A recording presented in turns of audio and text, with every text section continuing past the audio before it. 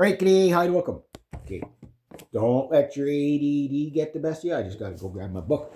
Okay, so, it's not going to work. It's not going to work. Never mind. Okay, so I can't give you a spoiler. Okay, so we're now January 2nd. Yesterday was probably the most productive day I had all year.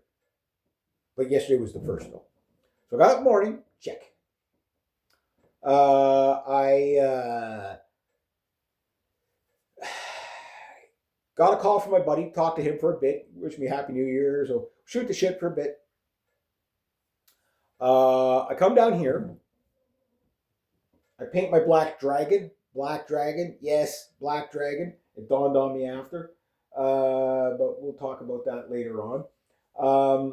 So I started off that. So that was okay. A feather in the cap for the year. Starting. It's been a good year so far, right? My New Year's resolution: don't die. That's what I tell everybody. What's your New Year's resolution this year? Don't die. That's the only thing I'm advocating for. Like I don't care about wealth. I don't care about love. I don't care about anything else. Just don't die. Like just get to the other end, because it's going to be so chaotic this year. But anyway, after I was done that, I worked on my song, which I'll work on again. I didn't record anything. I'm still in the arrangement part of it, so I probably won't start the recording process for another week or two until I get the song down really good. My song called Tomahawk. That one, the riffs on that are just they're so juicy. Yeah, it's a black metal thrash. Yeah, folk black metal thrash. That's the best way to describe the song. I was working on it. I played the violin a little bit yesterday, my bass. I didn't play the drums yesterday. Played everything else. Worked on the song. Okay, and then after I'd done that, did a bunch of reading because I got a Christmas gift yesterday, the Jack Daniels and the Sword of Kagan book. Right, so I got this amazing book. I'm so excited. So far, it's surprised me just from opening the cover, and just it's already a journey, and I'm like three pages in. Well, okay, it's gonna be one of these books, right? Can't wait. So I read a bunch. Yes, I read the Bible a little bit yesterday too. I read everything. Went through a few other things. Wrote when I got home. I wrote page 2 of all 3 books. So I got page 1 done of all 3 books. Page 2 of all 3 books. Yes, I'm writing 3 novels at a time. I did a whole bunch of research last night of direct. What do they call it? Like voice typing. There's voice typing and like direct narration and dictate, writing, dictate, typing, dictate programs out there.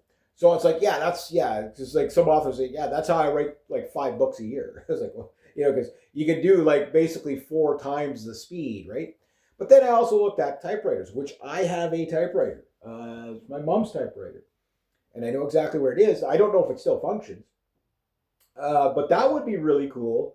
To me, it's not really about the speed, but I do want to get through these books. I don't want to take 5 years to do these books. I'd like to have them all done by the end of the year, right?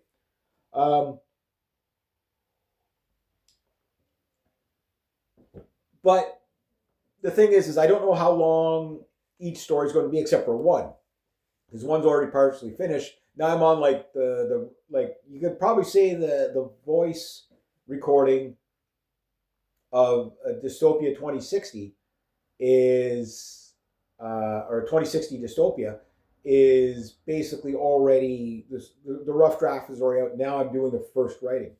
Now, until I get the programs I want or whatever, and I don't know what I want yet because quick and easy is what I want, but I also need something that's going to edit, whatever. I need an all-in-one, right? So I need an editor. I know there's like the Grammarly thing. I don't want to be too robotic with this. You know what I mean? I want it to really sound like it's kind of the same thing you have in the music industry where everything can be so perfect that it kind of gets sterile. Well, I don't want to be so perfect with my languages and stuff like that it just takes away any of the creativity of sentencing, right? So I'm writing it out by hand. Low tech works no matter what. Pencils. I have pencil and paper. That's what I'm doing.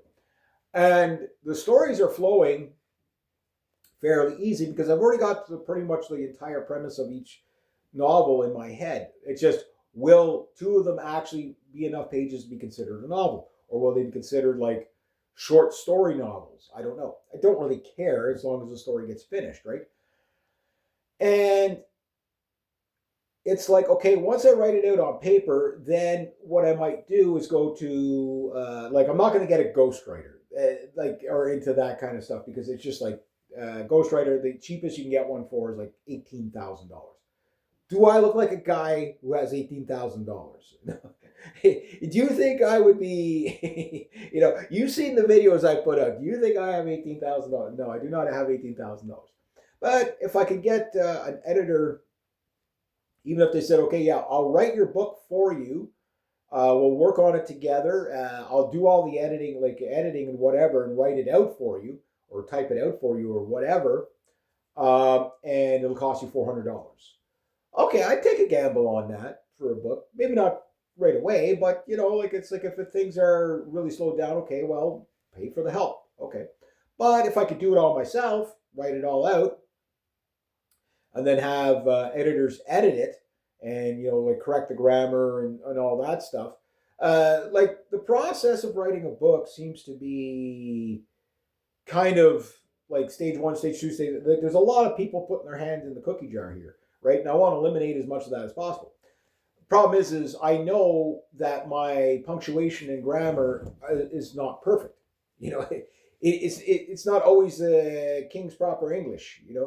I is not speaking the King's proper English all the time. But that's not necessarily a bad thing. But it's also can be okay off-putting to a reader. So I have to have it proofread, right? So like the editor's not really a proofreader. Like they're like, oh, okay, got this wrong. Okay, correct here, correct here, correct here, right? And the thing is the punctuation and all that, knowing where to put what. Most of it but sometimes you get it wrong. How to use punctuation. So you might have to kind of reschool yourself on the proper use of punctuation because most people in books don't use punctuation properly. Even your top authors. It's just our society is so illiterate that they don't know, nobody notices. But the real bookworms, they notice and they'll critique it. They'll say, yeah, it's like this guy just puts quotes on everything, and it's like that's not, and not even the right quotes. You know what I mean? Quote, double quote, exclamation point, exclamation point, like people do it on the internet all the time, right? Because they just, uh, and you've got to not run that into the ground. Like sometimes people might do it for like exclamation point for like effect, but it does turn a lot of people off. It does, and you have to be aware of that too. Now, for me, the stories are going to sell themselves. I read a little bit to my nephew last night, just the opening page for "I Have a Fluging Dragon," and he was like, "Ooh, that's good." Now mind you, he's 12, so is he? It's going to be one. But the story captivated him so far, and I was going to read you that part because, like, it's just the way it starts. It's just like it's right into it, and that one's going to be one hell of an adventure. I'm up to a really funny part in the author, the lumberjack, do zombie. Like what a book title! Like no one's gonna buy it. Yes, you will. You will buy that because it's like, okay, how stupid is this going to be? It's going to be stupidly funny. You're going to love the characters. You're going to love the dumb scenarios, and the story pretty much is already played out in my head. You know what I mean? Like it's and there are people that are writing books really fast with the voice activated thing. And if I find that I'm getting stuck, what I find is easier to do, and this is just a me thing, is to just simply narrate the story, okay, and then type it out. And what happens is when you do that, and this is what I'm noticing already with the 2060 dystopia, is the story's already narrated, but there's a lot of stuff that you would say out loud that you wouldn't put in the book, right? And you could change the story that way. So it's almost like you got your rough draft of the idea down, and then now you're refining that idea. So now your first manuscript is going to be starting off hitting the ground running, and it's going to be good from the get-go, and then you can just tweak it maybe a third time, and then you're good. That way, you're not just throwing out page after page after you type it, right? And when what Stephen King does is he reads the last he types a ridiculous amount of pages a day, but he'll read the last 6 pages before he starts writing again, just to get into the theme of the story again, right? And I right now I think that's a good idea. Read a couple of pages back, and then get the story to kind of follow along to where you want, right? I haven't had to do storyboards or anything yet. I have a fluging dragon. My nephew kept asking, "What does fluging mean?" He's looking at me kind of suspicious. He's like, he knows that he kind of knows what I'm kind of covering, right? I said, "Well, I can't put the F bomb on a title of a book, right?" So, and I don't want any cursing in that book because I want all ages to be able to enjoy it. The roughest word that's going to be in the book is probably going to be tits. There's a reason. There's going to be a really funny reason why there's I'll just tell you this: there's going to be a bar wench named Tits, and there's going to be a reason why she's named Tits. It's really funny, and it's just because it's something that I experienced in my life before, where I walk into a bar with my friends or whatever, and yeah, she's like. Hey studs, what do you guys want? And we're like, I'll have this, I'll have that. And the girls out with, hey tits, what do you want? It was just so funny how she said it. I'll never forget that. And it was just like, the girls were like, we're like all the guys, we were just fucking hitting the ground laughing. It was just bang, right? And that's my inspiration for tits. Bit of a spoiler alert there, but it'll be a similar scenario of one of the characters. She'll be like, But other than that, that's the most foul language. I want that one to be a clean book. I want it to be all ages. I want it to be young adult. I want kids from the age. I want to be able to hand a book to a 12-year-old and then be able to safely read. However, there's going to be a lot of violence in it. So I would say, okay, 18 plus for the book. Just cause, play it safe. I'm sure most kids will be able to handle it. But this book is going to make you laugh a lot. It's going to make you cry. It's going to make you think. It's going to make you question your relationships with people for the good, bad, and good, bad, and the worst. Whatever. And it's going to you're going to question your own value system. It's the story's fantastic so far in my head, and the characters so far that have come up. I'm sure there's going to be a lot of extra characters jumping in on it. But the story is going to flow really, really well because it's something that I don't have to think of what the story is. I just have to think of sort of what Stephen King has been doing is he thinks of a scenario and how to get in and out of this scenario, right? And then you just link the scenarios together. And that's kind of what I'm doing here, but I'm doing it in such a way where you start at the ending and you work your way forward. You work your way forward backwards. Yeah, I'm doing that. But it's going to be a lot like the book is going to. That one I think is the one that I'm most excited about to see what people are going to react to it. Good, bad, ugly. The 2060 dystopia. I think going over the story again, it's like obviously it has a kind of a jab at feminism. There's no doubt about that, and transhumanism and the future and stuff like that, and wokeness and stuff like that. Not quite to Demolition Man, sort of a little bit more serious than that. But it is kind of like sort of in the spirit of like 1984 of here's what's most likely to happen in the future. And, so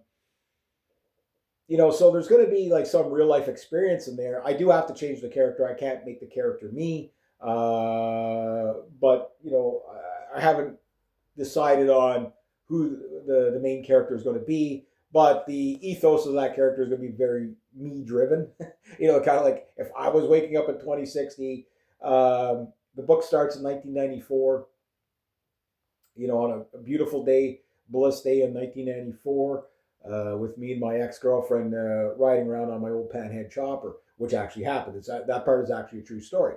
But it sets the tone for what's to come, right?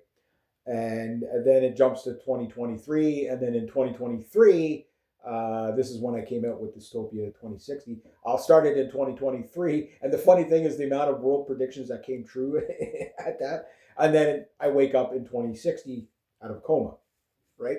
Why am I in the coma and stuff? Well, you'll have to wait for the book, right? And then it goes into a crazy story from there, and all these crazy characters and stuff like that, and it will bring up a lot of ethics of the stuff we're fucking around with now. That one's got a lot of. That one will definitely not be for young adult kids or whatever. Just because of one character called Spexy who has like Tourette's, feminist Tourette's is the best way to say it. And she's going to be one of the most likable characters. If you go listen to the story, she's going to be one of the most likable characters in the book. But if you go listen to the actual, like on the bit shoot of you got to go scroll down. It was like back in 2023. So there's, I got like 1,000 videos between there and now. So you'll have to go back, but you'll see it. It's just called 2060 Dystopia. You can listen to all 10 episodes. It's about 10 hours of your life you'll never get back. And then it's rough. It's rough because it was just me, like, making a story up on the spot off the top of my head. So there's a lot of contradictions and stuff like that. But writing it out, now I get to really refine it. So I think, like the idea was like kind of like an audiobook, but with no book. Like it was kind of like if it was an audiobook, like in audiobook fashion, but with no book. Or like watching a movie with the with narration, but with the like just listening to a movie, not watching it. It'd be similar to that. And that exists right now, and you can go watch that for free on my BitChute. But if you were curious about what it would be in like in a book, maybe hold off on it and watch it after you read the book. So taking on 3 books at once, is that a ridiculous task or not? Maybe it takes me 4 years, 5 years to get all these books out. 3 books. I doubt it's going to take that long because a page a night, a page or 2 a night. Basically, I'm technically writing 3 pages a night, right? Just by hand. And that doesn't take me long. And I'll probably put in my schedules on Friday, seeing it's today's like book day. What I'm probably going to do is start to add, how do I put this? I'm going to start to add, say, half an hour writing session down here. I'll still be doing my music and all that stuff, but I'll try to get as many half-hour writing sessions a week. That might be 2 or 3 pages right there. It's like I do a page and that's it. And if that takes me 10 minutes, 15 minutes, fine. So maybe I can do 4 pages an hour, right? 4 pages an hour in 100 days is a 400-page novel, right? So within a year, you got 3 novels or more, Now that said, can I write faster than I can type? Well, there was a girl, she did an interesting thing. She compared the quill pen, which I want to get one of those. I had one somewhere. God knows where it is. I don't have any ink, but I know my sister had them. I don't know where you even pick those things up. I'll just have to do an online search. I'll get a quill pen and just like there's an enjoyment in that too. It's just, how do you take it from quill pen, ink and paper to digital, right? It's not easy to do that, and to write it out like that perfectly is, that would be a very, very difficult task, and it would take me forever. It'd be enjoyable, but it'd take me forever. And I do want to get these stories out to you, as quickly as I can. There's all these, authors that are getting caught using AI to do their stories.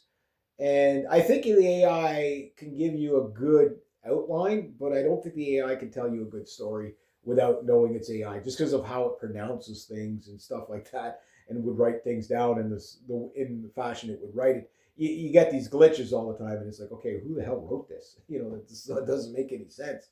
A robot wrote it. That's why. And ghostwriters. So authors usually that use ghostwriters don't tell you they're using a ghostwriter, right? because they want to take all the credit. I can't afford a ghostwriter, number one. I just need to afford somebody that can edit the book and a bunch of beta readers to critique the book and look to find extra mistakes, right? Like if you have 10 people reading one book, what does that cost you? I don't know. Each person reads a chapter and they just go through that chapter, with the red pen and just, okay, here's what you're going to rewrite, you know, and that's how you refine the book so that there's the least amount of mistakes. Because like every time you go through, you're going to catch something, or you're going to okay, that, and you read it, and then you read it out loud. Okay, that sounds stupid. You'd never say it like that. You know what I mean? Sometimes what you write down, and this is why you get the draft down as fast as possible. If I do find the writing is going too slow with the other two books, I will put the idea down on on recording. I got a recording machine there. I got a smaller recording machine there, and I will just name it. What a lot of people are doing is using small handheld voice recorders, doing that, and then converting that to digital text through like I say, voice type and stuff like. I don't have it on my computers. I thought I did. Usually in the but what it is my Adobe is expired, right? My Adobe Workshop is expired, and I don't have Microsoft Word in either computer, right? So the most I have in one computer is Notepad, and you can't do much with Notepad. But what you can do is write it in Notepad, grab it, copy, paste it, put it in your email, edit it in your email, and then save it somewhere else.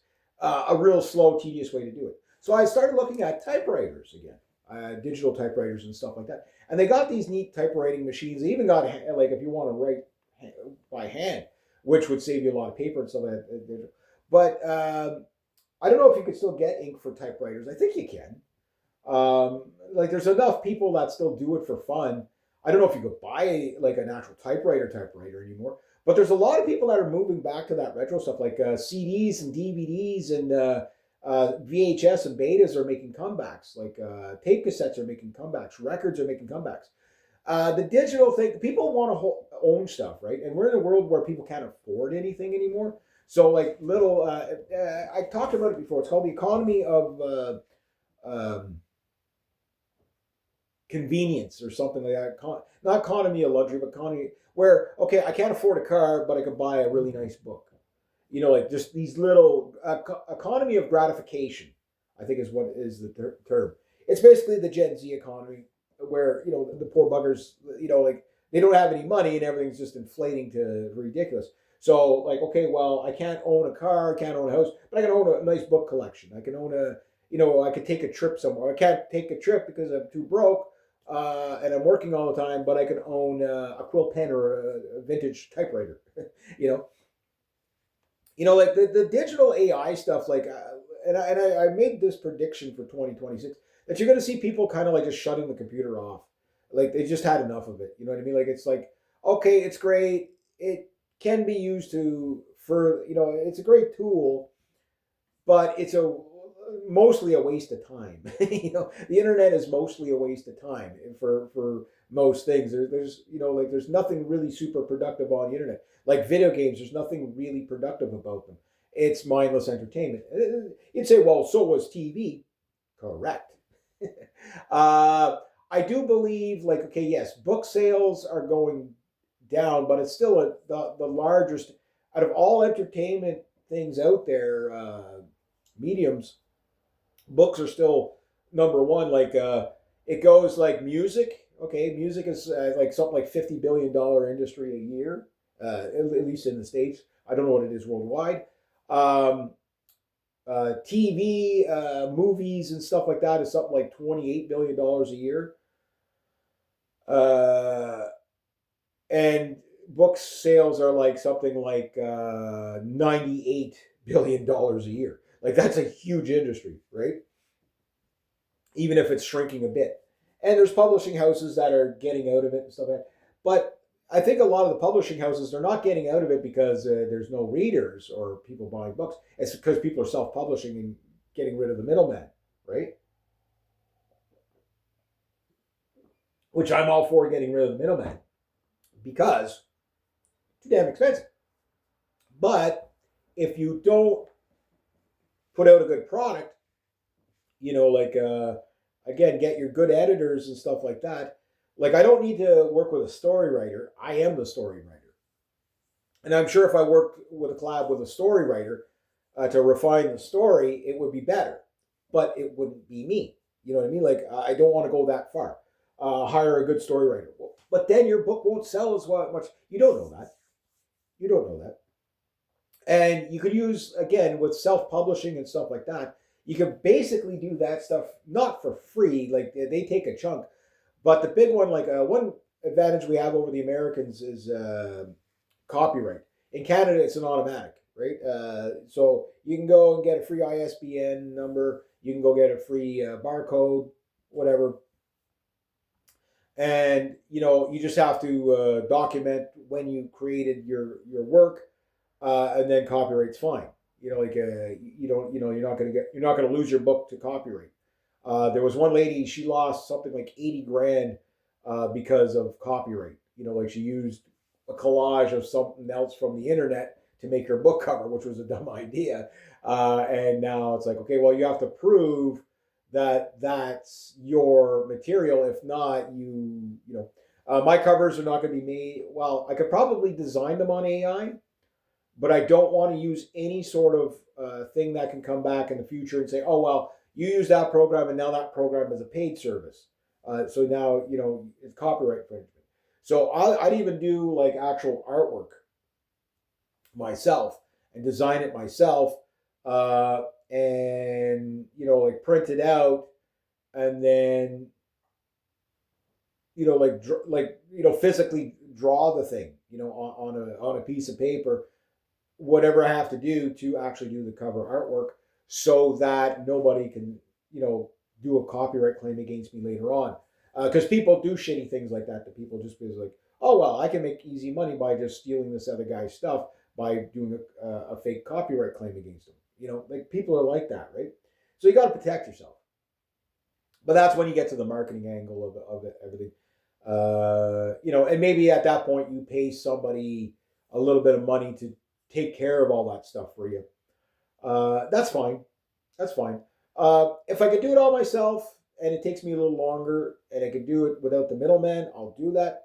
But I do know I'm going to need, like proofreading and, editors, right? People that get all the spelling mistakes and everything like that. Sentence structure, whatever. And work with them painstakingly, page by page. Again, if I can get all 3 books out, my goal is to get them out by the end of the year. If it's next year, it's next year. Like there's no hard deadline. This is a leisure thing that I'm going to be doing for fun, and it's finished when it's finished. And the reason why I'm doing it the stress-free way like that is that I'm a poor man that has to work for a living anyway, right? So it's not like I got a book deal, and okay, to keep this book deal, you got to produce your book in XYZ amount of time. You got to give us 3 books in 5 years or something like that, or you got to give us a whole series of books. No, I just want to do standalones. I don't really want to do series at this point, but you never know. I'm not saying that it's not a doable thing, but the thing is that my time I cut into my internet time for this. So like for example, I'll write a couple of pages before supper or after supper. And what I'll do is I'll get as far as I get. And when I do, it's like, what I'm probably going to find is that, like, for example, the 2060 dystopia, that's probably not going to take me as long to write that out as I think it is. What's going to take long is revising it and adding things, taking away things, because I could probably put a lot more in a book than I can in a 10-hour video blogs, right? So I think that right now I'll keep it low tech no matter what, and then I'll find my medium. My ideal setup would be basically voice to print right away, and then to get the rough draft out, just because that'd be the quickest, and then I can go from there to editing, and get like even an amateur editor would be better than nothing. A lot of people say you get what you pay for, but I'm not going to get like a renowned editor that's like $1,000 a week or something like that. Like that would be, I couldn't afford that, right? But I could probably say, hey, if you read this book, I'll give you a copy for free. All you got to do is when you're reading the book is mark what's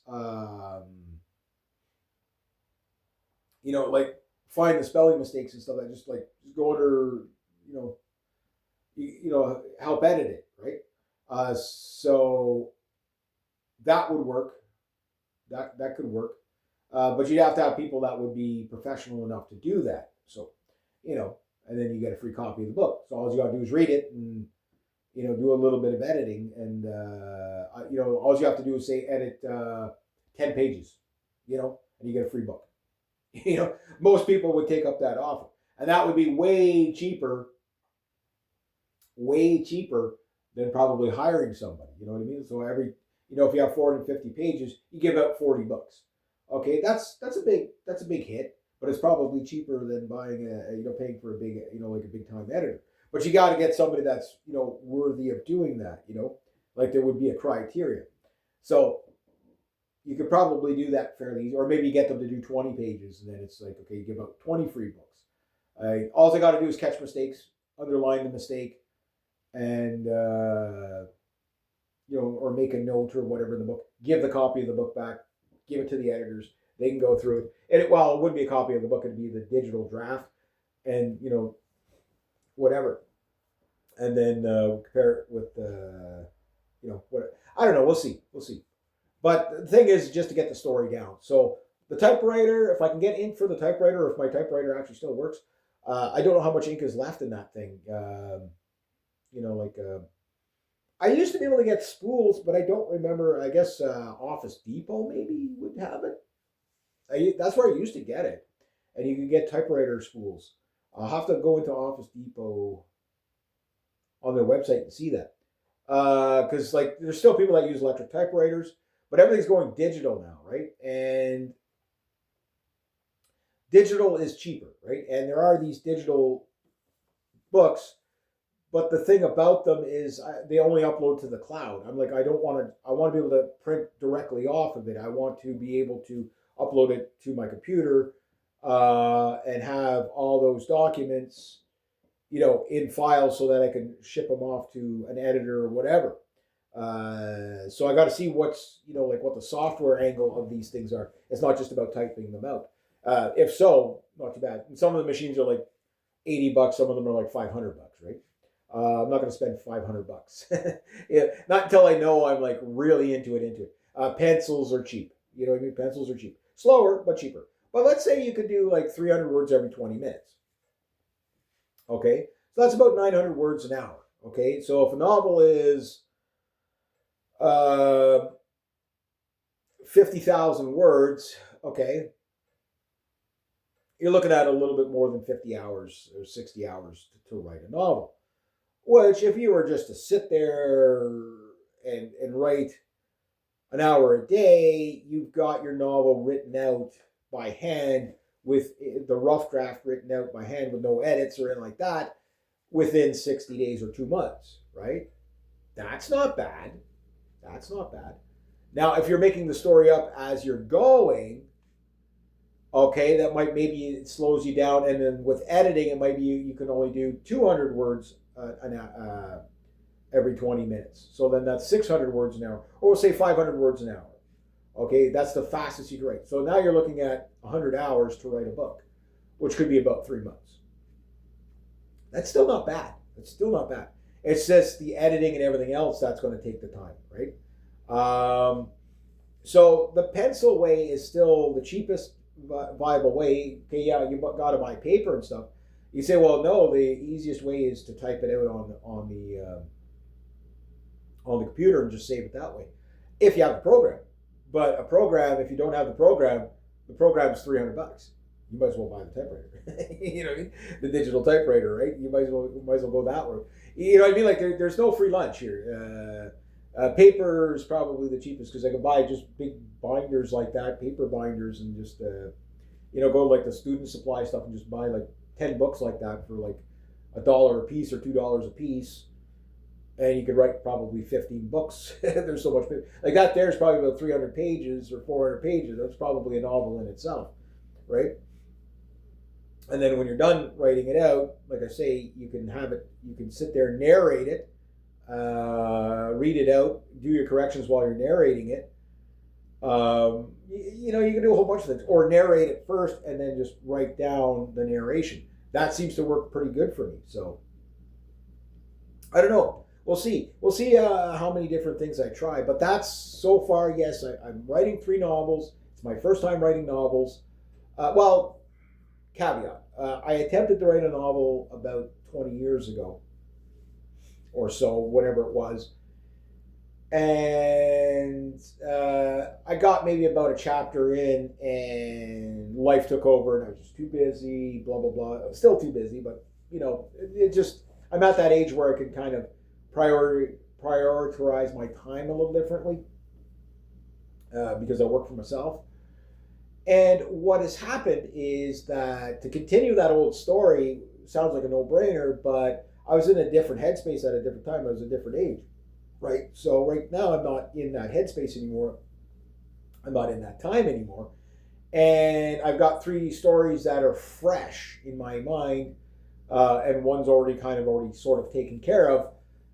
And you'd say, well, why not just work on the one at a time? Well, yeah, I think 3 at a time is more than manageable. Look, if I can read 6 or 7 books at a time, I might as well, it slows down the process a bit. But from November to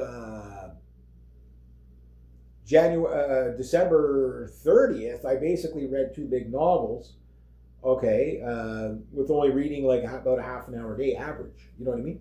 So, like, it's one of those things where it's all just about how you prioritize your time. Okay, if I have to give up a little bit in internet time at night, like, what am I going to miss? You know what I mean? Like, if you have to give up a little bit of a TV show or video game playing, what do you think you're going to, what do you think you're going to enjoy more? Writing your own story or, mindless entertainment on the internet or whatever? I'm not saying you should never be on the internet or anything. I'm not saying that or ever play video games or what I'm saying is that you could spend hours and hours doing those things when you could be doing something a little more productive. And trust me, every time you finish a page and you read it back to yourself and whatever, there's a bit of a gratification there. Like, you don't feel like you're stagnant. At 52 years old, I'm not a depressed man. Now, I'm not saying that can never happen, but I'm saying there's a lot of people, the reason why they're depressed, stuff like that, is because their creative spark has died. And you don't have to become an artist, you don't have to become a novelist, you don't have to become a musician. But if you want to do, or a painter, if you want to do all that stuff, do all that stuff. That's what I do. That's why I'm never bored. Like, I'm never, oh my God, like, life is so boring. And like, I've always got something to do. And if I don't have something to do, there's always work to be done. It's like, okay, well, like, that's why I pace myself at everything. That's why nothing gets done fast. But if you look, every week there's something that is getting done. Every day there's a little, especially when I'm off, I get more done on my time off than I do while I'm working. While I'm working, I just mainly focus on working and resting properly, whatever. But even at that, I could still carry on with the books and book writing and the odd painting. It's just it's a lot slower. So maybe I do 15 minutes of each thing a night. And like, I play my guitar every day. I play my bass, bass guitars and violins almost every day. But it's the same thing with the music. Like, if you just play the same thing, the same songs every day, guess what? You get good at those songs, but you get kind of bored, right? But if you're always learning new songs, always writing new songs, nothing ever gets stagnant and boring, and again, you can oversaturate yourself in things.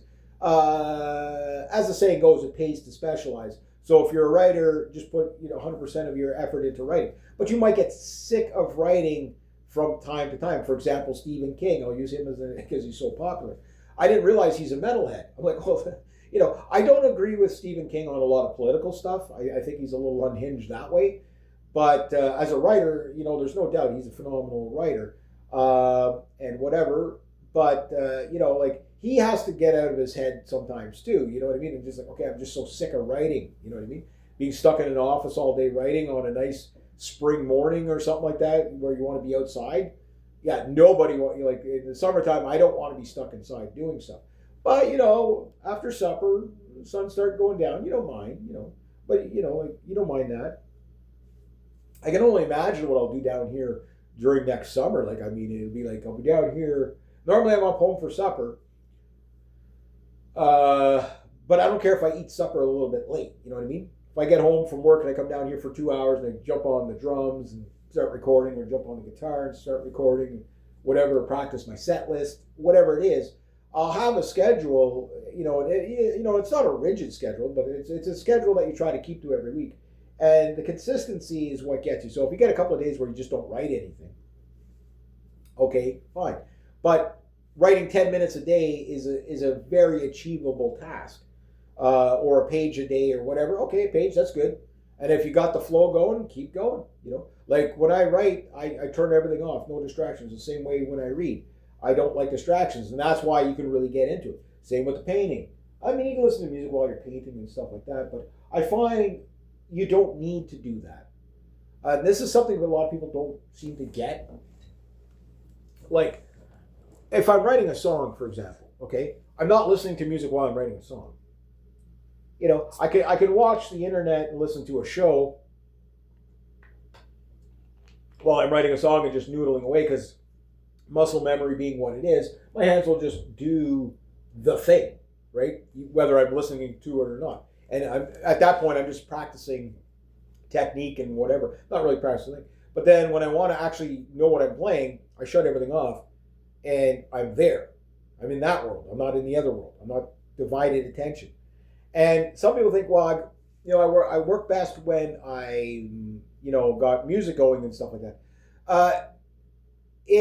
Your brain is used to hearing something and noise in the background, whether you're reading, so that. And you got to think about how like journalists and stuff like that in a really noisy room with click, click, click, click, click, 10 typewriters going at the same time and people yelling and stuff like that. Their concentration got used to that. There was one lady, she has the world record for the fastest words typed, something like 218 words a minute or something like that. She was like ridiculously fast, some lady in Ohio. Most people are never going to get to that. You know what I mean? So if you could type like, say, 50, 60 words a minute, government requires 16 words a minute, right? I'd rather type 16 words a minute perfectly with perfect grammar and punctuation and all that stuff for less editing. And, slow yourself down and concentrate and do that. But I can guarantee you, once you start working in silence and just putting all 100% of your attention onto what you're doing, it becomes like a switch where, like when I pick up the books and open the cover, the world falls away and I'm in the book. I'll look at the time, I'll read, flip a bunch of pages. I'll look at the time and like 10 minutes went by and it's like, where'd it go? It literally becomes a time machine for you. It's really cool. Why? Because your attention is 100% honing the art of the craft of just reading, and stuff like that. J.K. Rowling, I was listening to her again, politically, lover, hater. That's, I don't really hold authors and actors and musicians to their, I agree with Alice Cooper on this one, that they're in positions of influence, keep their opinions to themselves because it's not up to them to tell people how to think. And I agree with Alice Cooper on that for sure. But the thing is everybody has an opinion, right? So can you separate the artwork from the artist?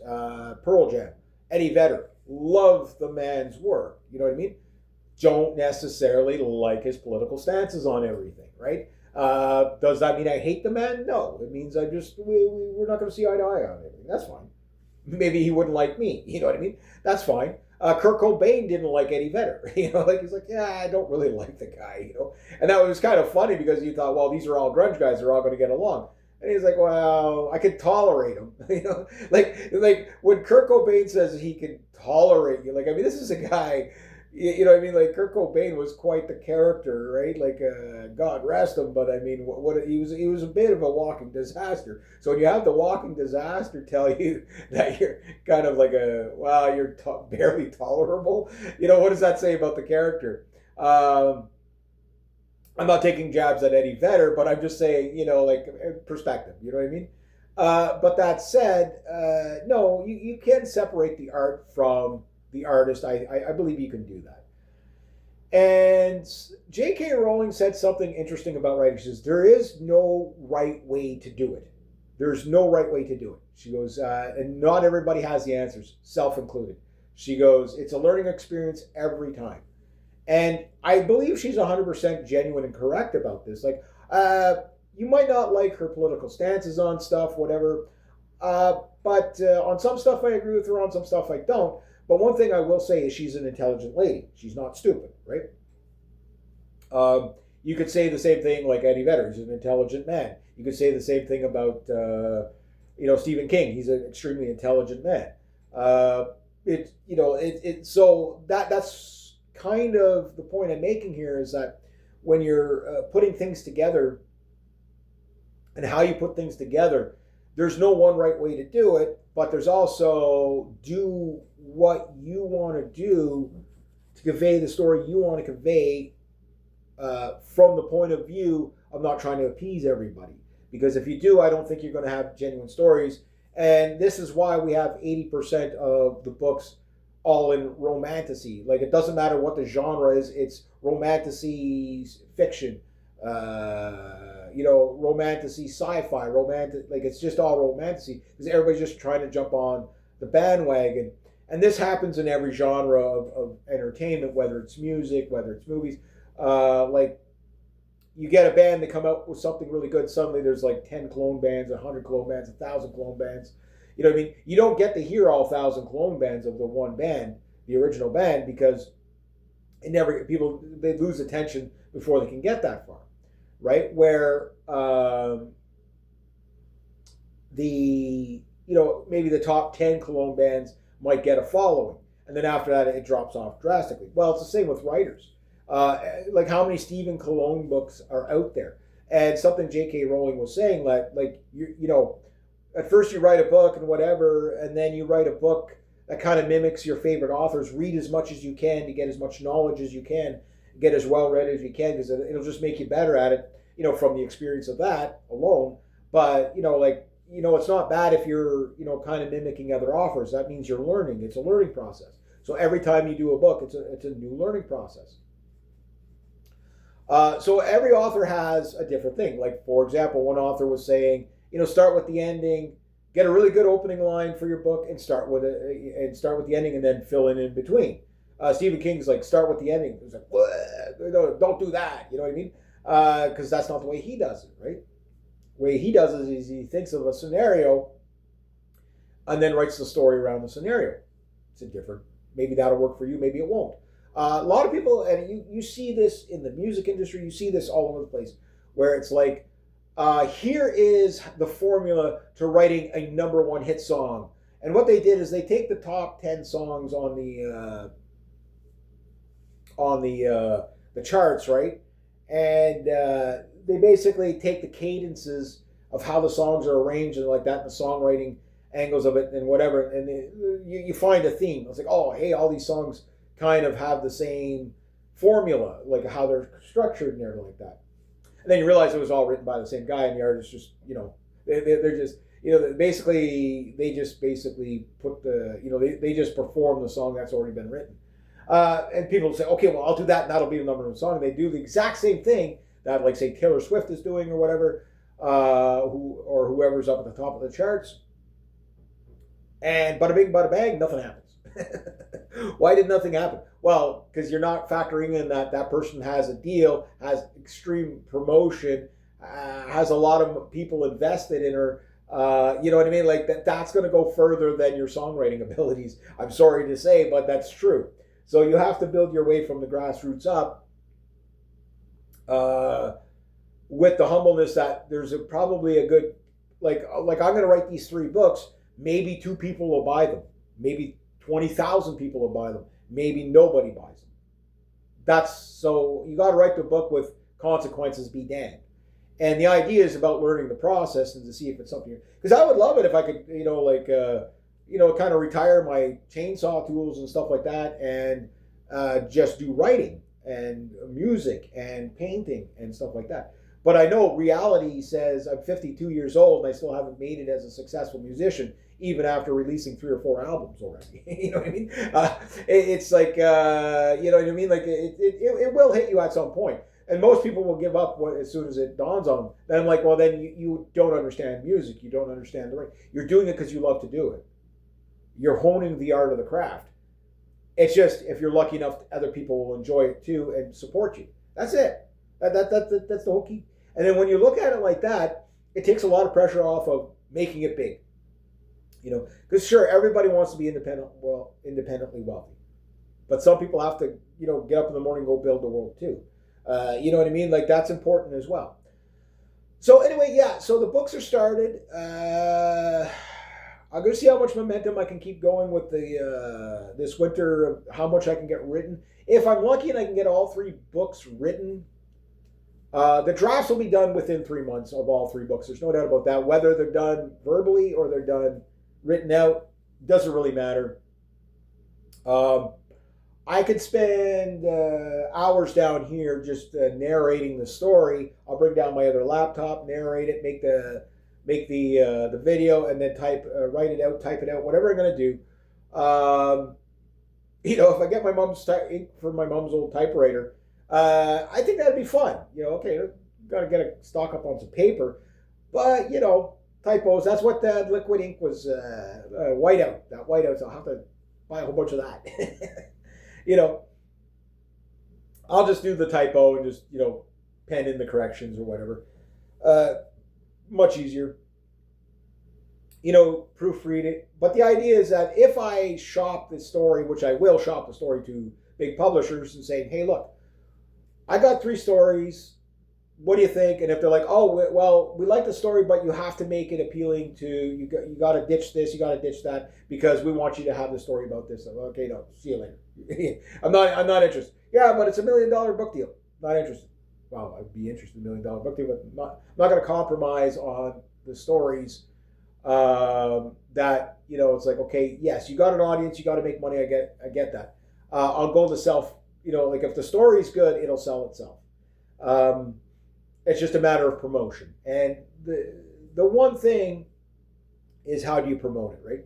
Well, teasers are one thing. Word of mouth is the best. It's the slowest, but it's the best. You know what I mean? Like, obviously, when you have a publishing house behind you and they can basically publish you, advertise you, up and coming book release, in chapters. You know what I mean? Like, if you got like Indigo books or whatever, yeah, people will check it out.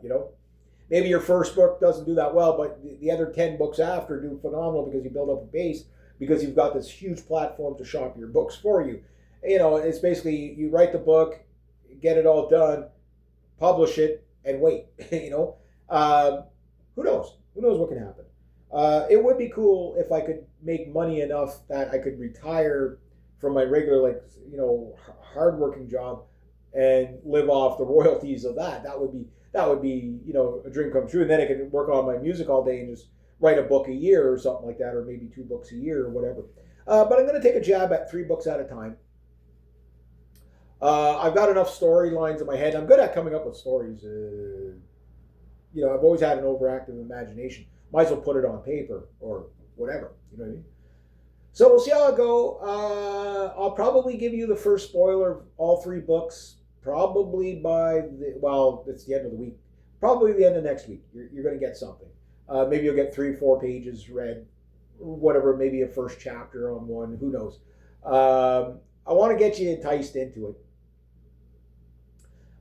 And then I'll stop it from there, and then you can, like a lot of authors do that. They do that thing where they just basically, here's the teaser, and some people will just check it out just to see, you know what I mean? And it's like, oh, that sounds really good. And they'll bookmark it, whatever. And I'll do the teaser, and then when the book's closer to finish, I'll do a second teaser.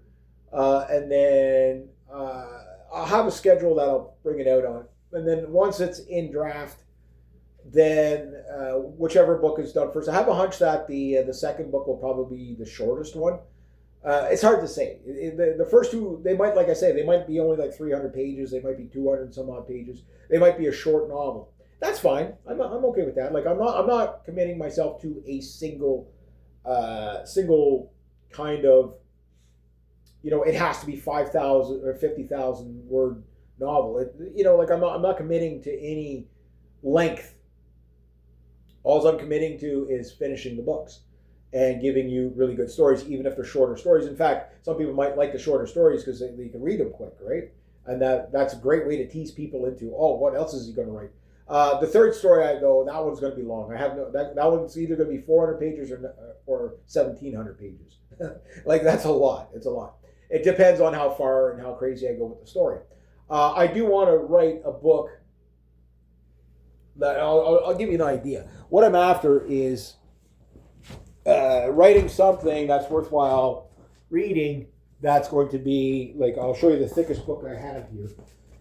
I don't really know much about this book, but between something like this, which I don't know how many pages this is, but sorry, get that. Yeah. So if you're just curious, this book, I don't know what it's about yet fully, because I don't do spoilers to myself. I just go in blind. And then I got this book as a gift yesterday.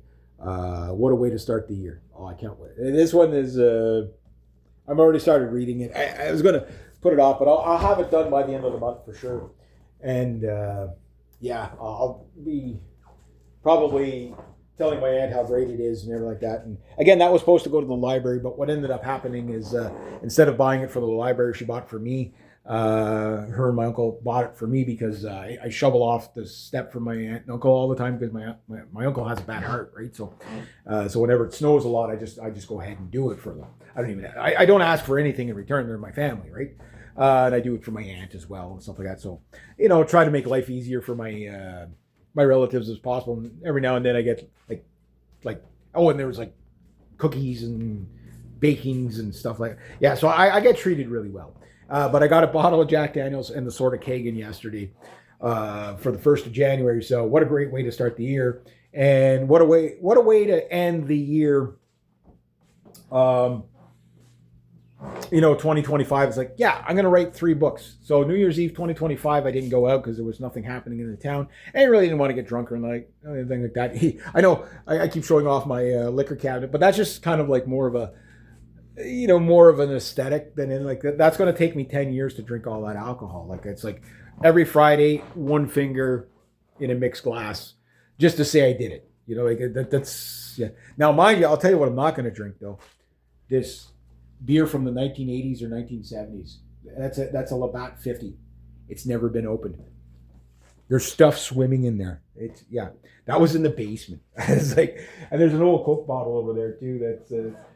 That's probably from the 1980s. Whatever. I'll show you just because it's funny. Yeah. For $1 million, you could drink that, but you'll never get the $1 million because you're not gonna live to tell the tale. But anyway, no, I started writing. I just said, okay, well, I'll write a page.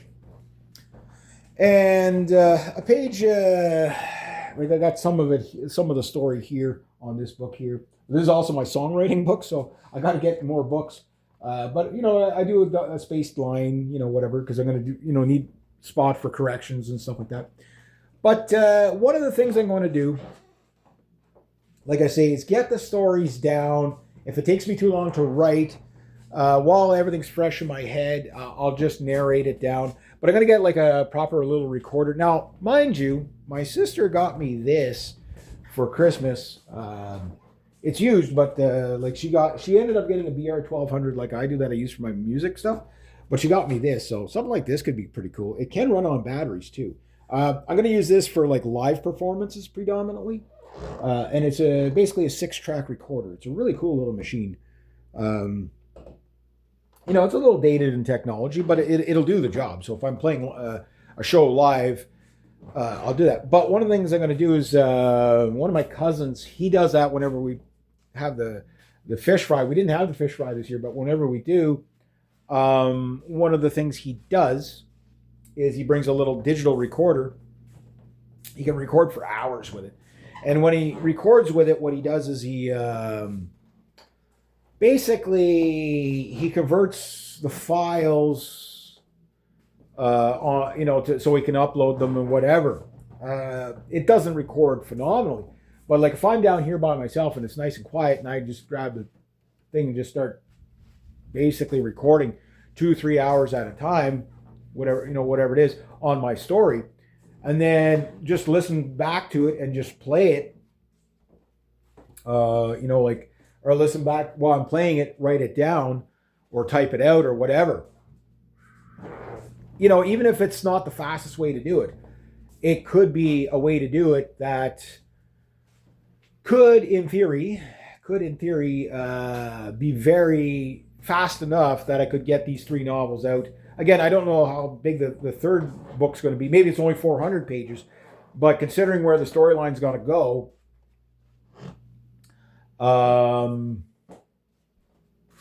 there's a good chance that it's going to take me a lot longer than the other ones. So what I'm thinking is the first book is probably going to be finished, the rough draft, probably by the end of March. I'm, making an assessment on that. The second book will probably be April, May, June. And then probably the third book would probably be finished in probably about July or August, maybe September. And then the proofreading from there, how long that, like the first one done gets proofread first, you know what I mean? So whichever the first book's going to be, the first book's going to be. It's just I know the third book is a really long. It's not going to be Lord of the Rings, but it's going to be like I want it to be in one book, so I might have to cut it down. I don't want, but the problem is if I keep coming up with great scenarios in my head, and it's like, well, I want you to have that, but I'd rather give you a book this big. I just want you to have a book that freaking big, not 10. I don't want you to have to buy 10 books, whatever. I just want, because I know people have bought in this book here just because it's that thick. You know what I mean? It's good artwork on the covers is a big one. Excuse me. The covers, the 2060 Dystopia one, that one's going to be a very, very busy cover. Okay, just because I'm going to put a lot of the characters on the front of the book, which would be really cool. That one I'm going to have to kind of, do some artwork on it. I might make a painting on it. I don't know. We'll see. I'll draw it out, how I'm going to do it, and where the characters are going to be. And then what I'm going to do is, the other thing I'm going to do is like, see if I can like find a program where, like I say, copyright does not become an issue ever. Where it's like, okay, you can create something with this program, and under no circumstances in the future you say, well, because there's a subscription now, it's now your cover, you used our tool, therefore you owe us money. I don't want that, and because that does happen from time to time. It's rare, but it does happen from time to time. So I got to make sure that doesn't happen. So I might have to do like some consulting with the book or something like that at some point if I can afford it. To say, hey, how do I keep myself out of this trouble? Just a shit ton of research. The other thing is to get all the artworks done and all that stuff while I'm writing the books and looking on that. But I mean, there's no rush. Like, I mean, throughout the year, I'll have it done. And then when the book's done, then everything's ready to go. So the layout of the book is going to be, I can start working on that like every night. So like, it's like, don't wait till you're just done the book before you, okay, now I got to do this. You can do like several stages of the book. That, like the cover doesn't matter if the book's written or not, right? You know what I mean? Like the cover, you can do that right away. So I already know what the covers are going to look like for all 3 books. It's just going to be, it's just going to be a question of whether the 3 books are, what is it going to cost me to produce these covers? You know what I mean? And what method am I going to use? The same thing as what method other than pen and paper am I going to settle on for book writing? Like I do like the idea of just no distractions, just get it done and then edit it after if that's faster, right? But some people say maybe I get another cheap laptop that's just dedicated for writing and that's it. Maybe I come across that. Maybe I get there was digital typewriters that had edit software in it. Maybe I get one of those and you can convert it to whatever. It's hard to say, or see what new things are out there. I'll have to look at like I say, the office supply stuff and whatever. But I just know pen and paper work, right? Recordings work and pen and paper work, and it's just. But the thing is going from analog to digital is where you run into your problem. So, how do you, any process that you can eliminate later on down, if you do everything digitally and it's done, that's one less thing you have to do again, so if you can get again an all-in-one package where it edits as your, you can edit it, write a page, edit that page, move on, write another page, edit that page. It's slow to do it that way, but you can, you can do it that way. It's just you got to find out. I don't want to do it in this program and then that program and then that program. You know what I mean? I just kind of want it done. It's type it once and done. And I still got to figure out which one that is. And the narration stuff, like I say, some of those things seem to work really, really well because they're so quick that you can make edits after. But some of those, you can digitally, you do the voice to voice writing as they call it. But then when you want to do grammar and stuff like that, you can't correct it easily. You know what I mean? It's so there's a lot of research I got to do. Anyway, that's where I'm at with it. I just thought I'd share that with you. I don't know if anybody's interested, but there we go. Anyway, all right.